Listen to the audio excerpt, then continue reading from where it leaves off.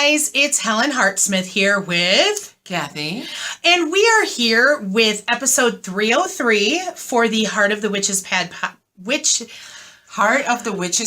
podcast. Apparently, my tongue just got all sniggered up. So, hope everyone's having a great day.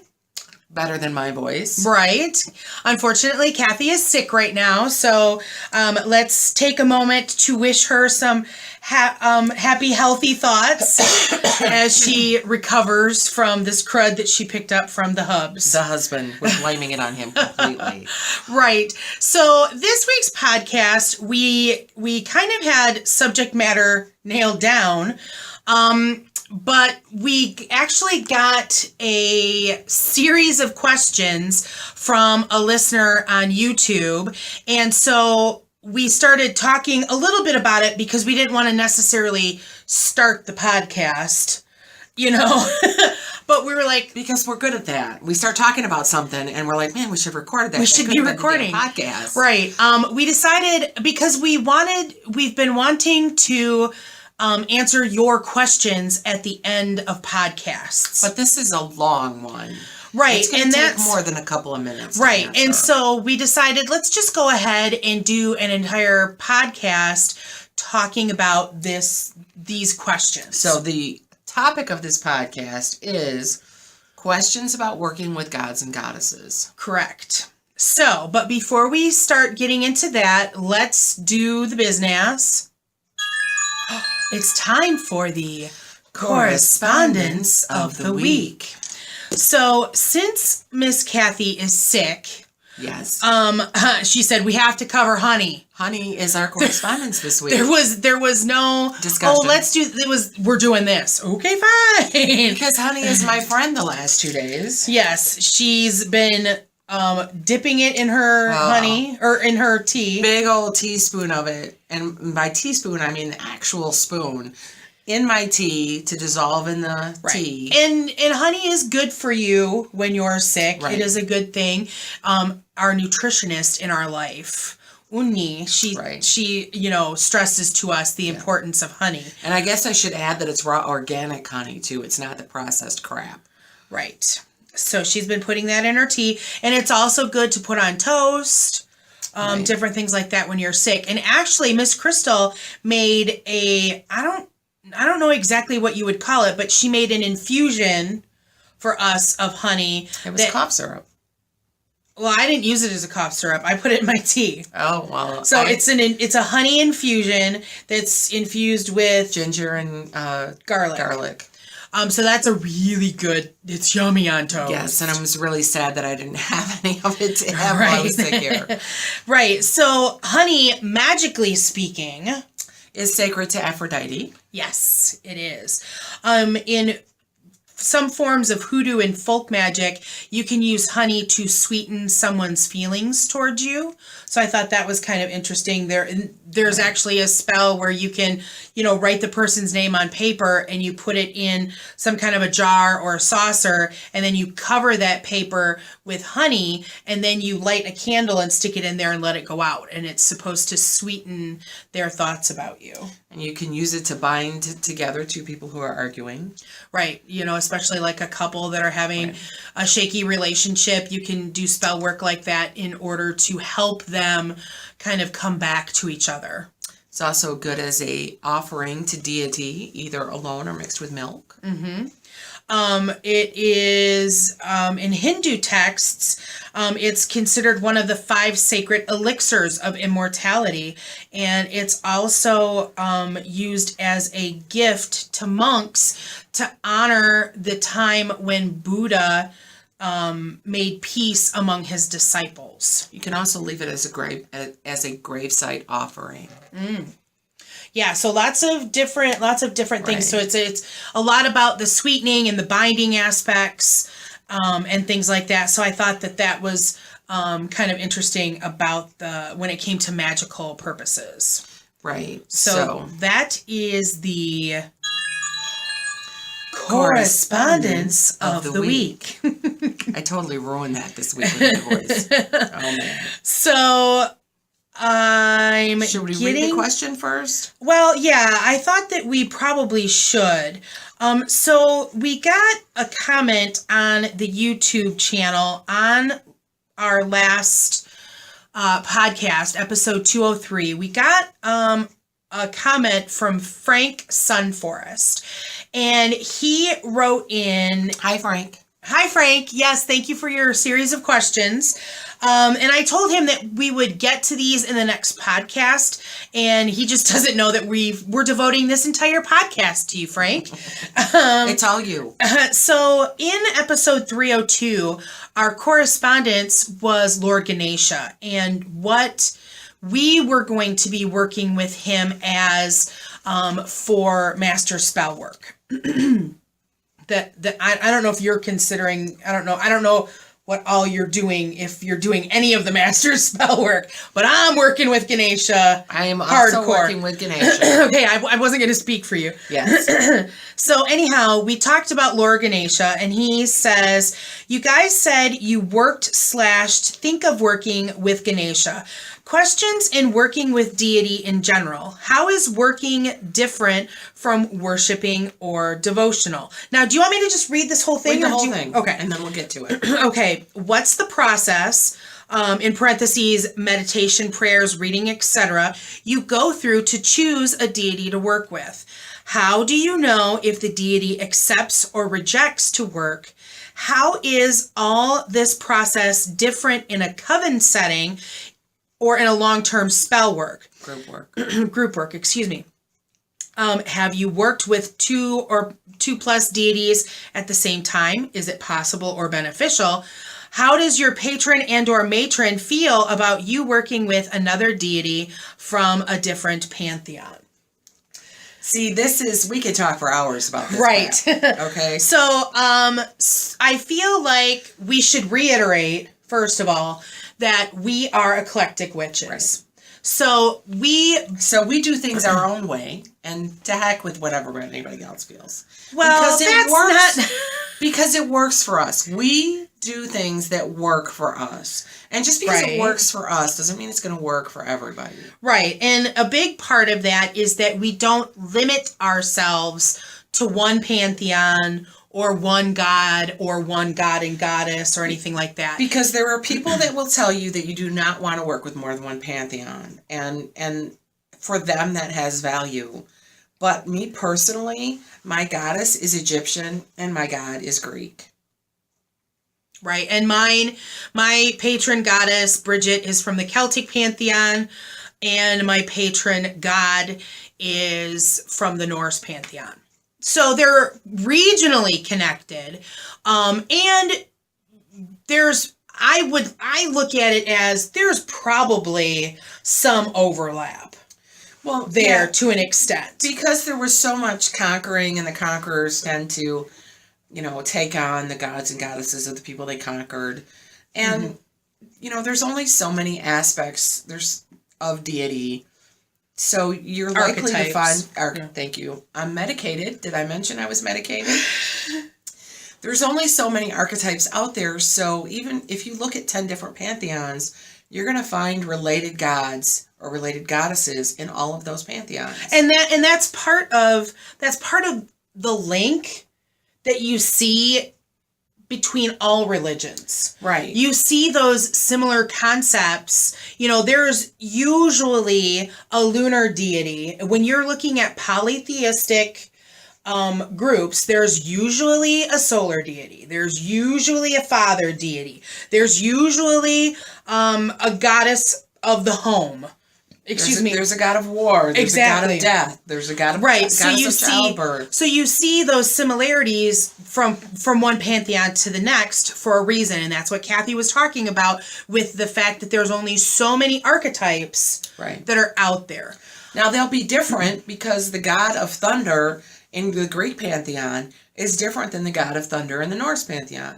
They still have a lot of aspects of the same, but it's not the same within that pantheon. Mm-hmm. And there's different myths and stories that have come down through the generations that coincide with each of those different deities. So what question were we answering on that one? Well, no, we weren't questioning. We weren't answering. We were giving a background as to where we stand. Okay.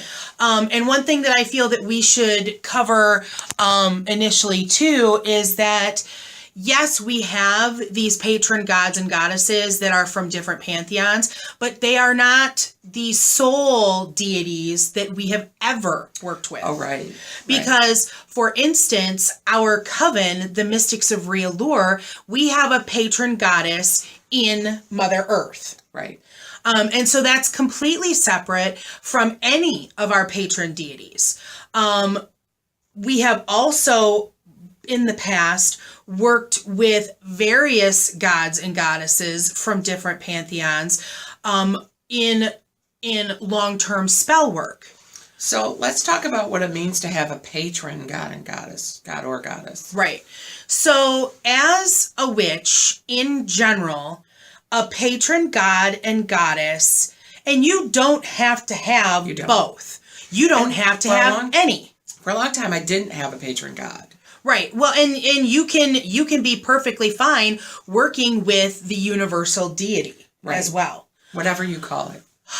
In general, when Wiccans look at deity, I'm gonna make this like super base and know that not everybody feels this way. But for me, and what I've learned is that there is a universal deity that is kind of like a diamond, and it presents itself in a face to you that you can interact with. Because the actual deity is too large for any one person to understand. Right. The completeness of it. Right. So deity speaks to you in a way with a face that you can get along with, that you can talk to, that you can relate to. Right.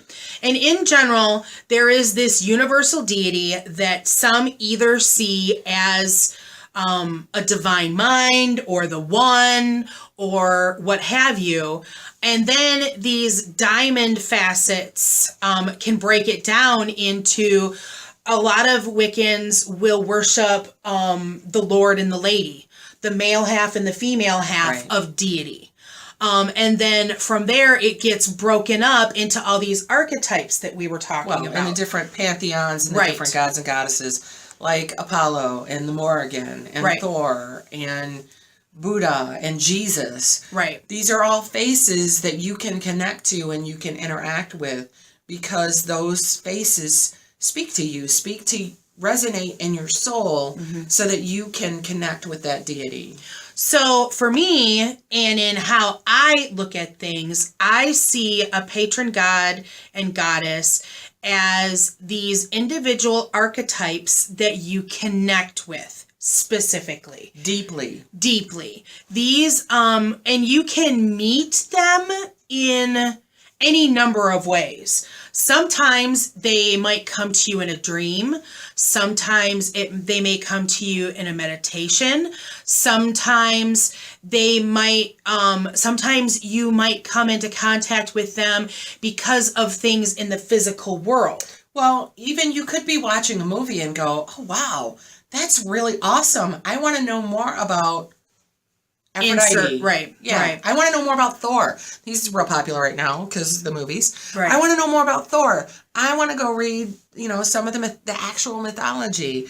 And, Thor really, really speaks to me. Right. Then there are any number of ways that a deity can manifest to you to get you interested. And the big thing is that you need to be aware of these things and see them for what they are. Right. Like, for example, Thor is not my patron, although I have worked with him. I have always been interested in cats and every aspect of any cats in popular culture or mythology or literature.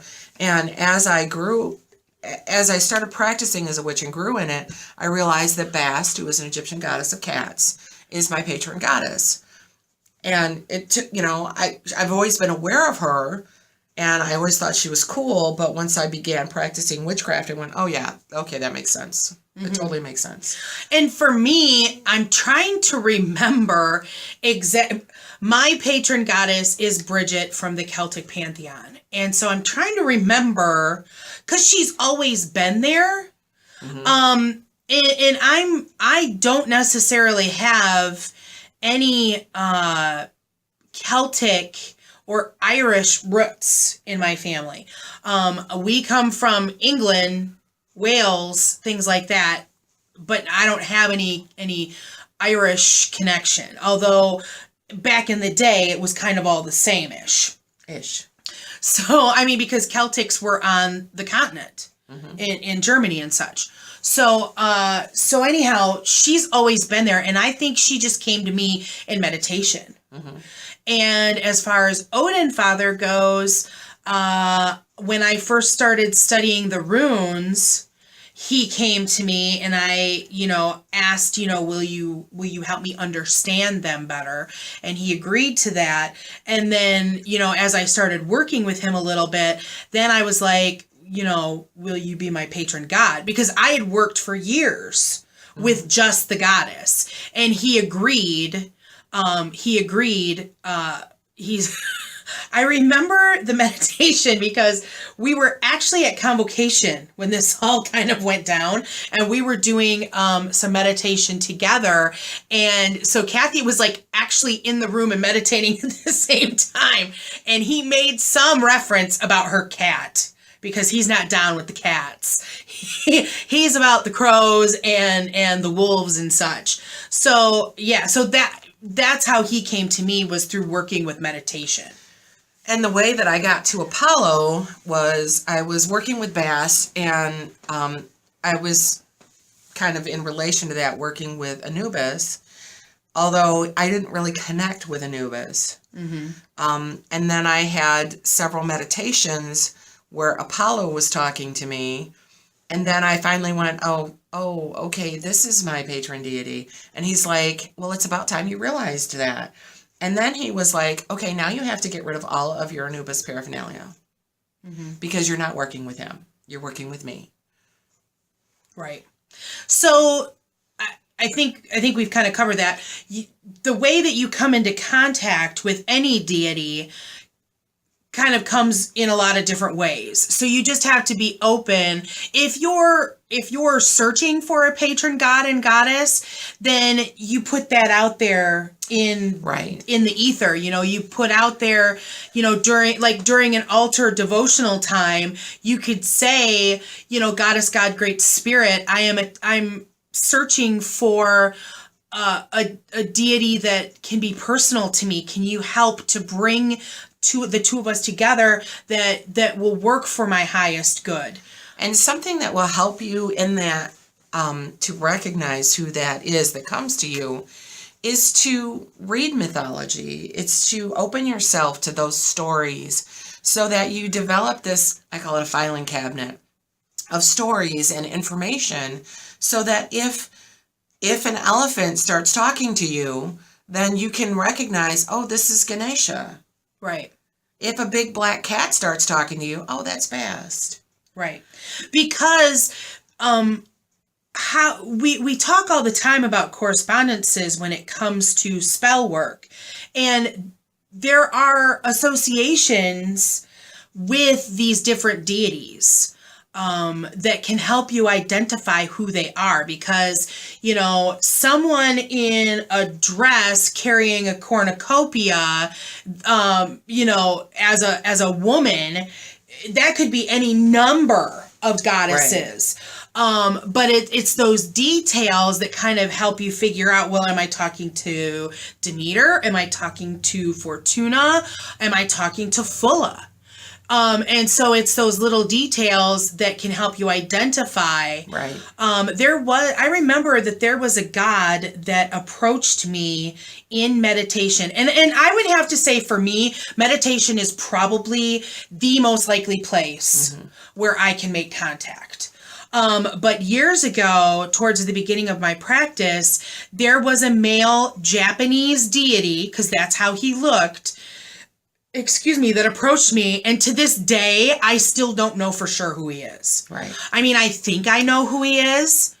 And that's okay too, because hey, it might not even be a deity. It might be part of the hidden company, the mighty dead, that approached you. And sometimes it doesn't matter to completely identify who they are. The important thing is, what are you learning from them? Right. Okay. Right. So I think that's kind of a good opener. Right. So let's kind of go back to Frank's questions. Okay. So the first one is, how is working different from worshiping or devotional? Okay, so your patron, to me, is the one that you're going to be, quote unquote, worshiping or devoting yourself to. Mm-hmm. And some people do that in different ways. And some gods and goddesses require that to be done in different ways. Mm-hmm. If you're working with a god or goddess, you're doing it for a specific purpose, for a set period of time, or until you learn a specific thing or work through a specific thing. And for me, a lot of that is spell work, or for instance, if Odin Father hadn't agreed to be my patron deity, we at least had the relationship and the understanding that we were going to work together to learn, so that I could learn about the runes. Right. And so that was going to be for a set amount of time, and that would be it. So that I would have classified that for me in my practice as I'm working with. Right. You know. And how do you know that the god or goddess is going to work with you? Because generally you will do some sort of meditation or ask for some signs. You can do divination. And you ask. Yeah. You can do a divination with even a pendulum or tarot cards or runes. And depending on the outcome, you ask, will this deity work with me for this purpose or as a patron? And you do the divination, and you can get out of that. So a lot of times they will agree, if you're working with them for a purpose or for help in a task, then they will agree to work with you for, a set amount of time, either until that spell work is done or until you've learned the task, or they might actually put a time limit on it. I'm going to work with you for a year, and then we're done, kind of a thing. Something I want to throw in here is they don't just, okay, I'm going to do this for you. It's, what are you going to do for them too? Right. It's a reciprocal agreement. Mm-hmm. You can't just say, teach me the runes, and then not give them anything back. Right. And so to an extent, that can be a devotional. Because I look at the word devotional, to me, is setting aside time and doing something specific in an offering type form for something, for a deity, for a spirit guide, or whatever. And as an example of that, when my sister and I went to Chicago, there is a Bast temple at the Field Museum in Chicago.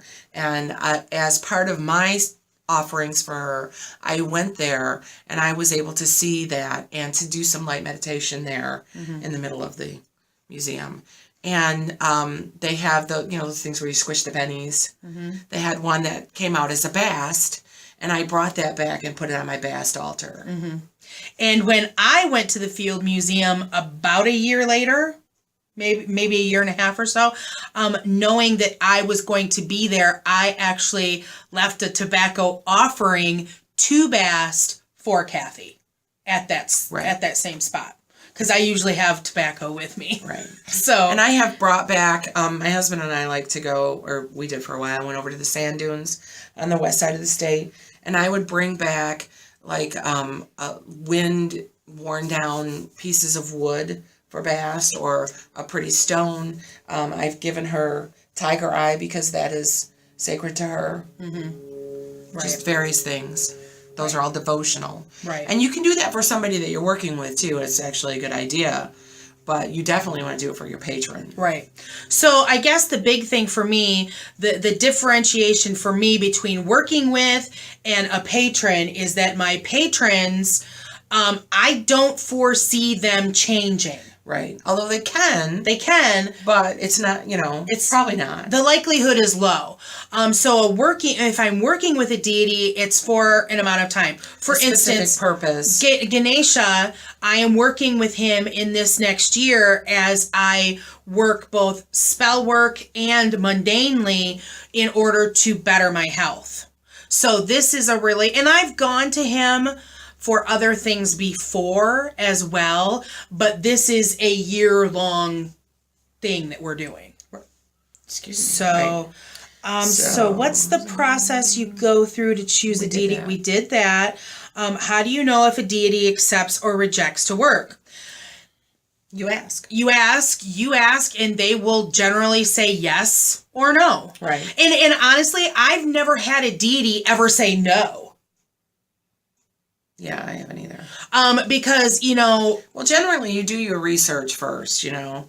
You say, I want to learn, like your example, I want to learn the runes. Who do you go to learn the runes? Who brought the runes Right. back? That would be Odinfather. Right. And unless you have some kind of serious confliction there, why would he say no? Mm-hmm. You know, although if you went to, say, Zeus and said, teach me the runes, Zeus would look at you and go, what are the runes? Yeah. What the hell are you talking about? Get out of here. I can't teach you these. Now, if you want to talk about, I don't know, lightning signs, well, we could talk about that. Right. But, you know, entrails maybe, but not the runes. Right. So, yeah, you ask and they will accept or reject. Plain and simple. Right. How is all of this different in a coven setting in a long-term group work? Well, I think it's the same for a coven as it would be for an individual. Yeah, because as a coven, we are trying to do things that are good for Mother Earth, and to do things like cut out some of the plastic that we use, and try to not drink plastic water bottles, and not litter, and devote some of our energy toward healing the earth and things of that nature. But it's kind of the same, although it's more people working toward the same thing. Right. Now, and I think we've kind of talked about working with more than one deity at the same time. It hasn't gotten in the way.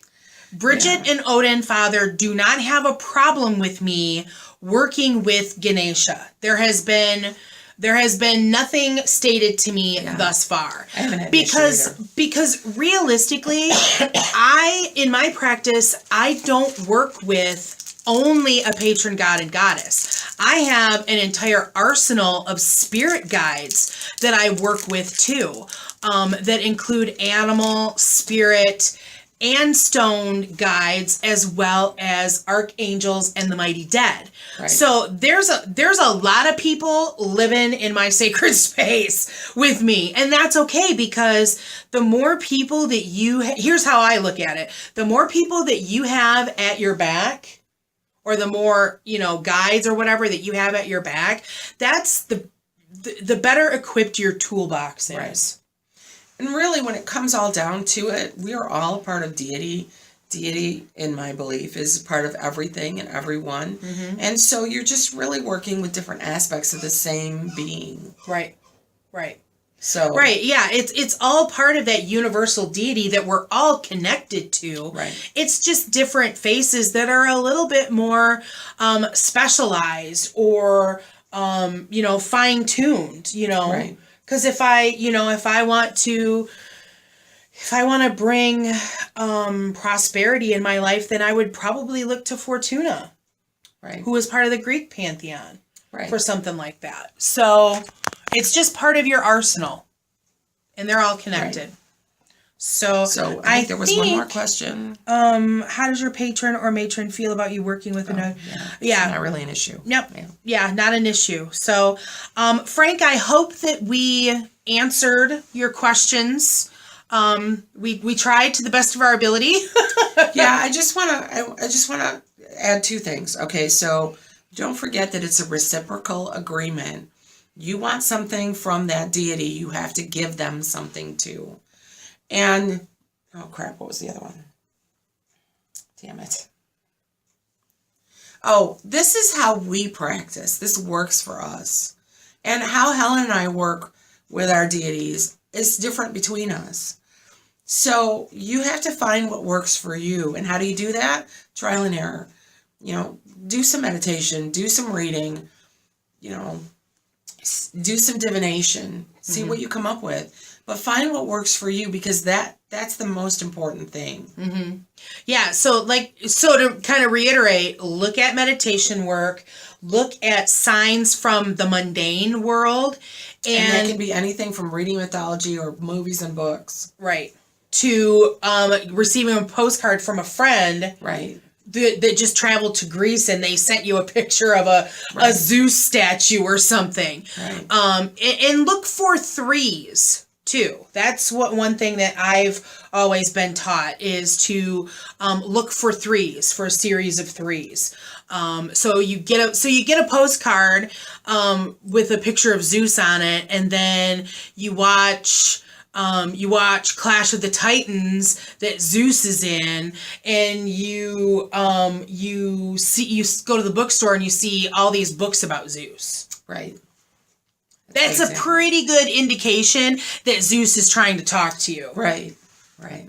So yeah, and then there was I thought I had a third. So meditation, mundane, and what have you been drawn to your whole life? Right.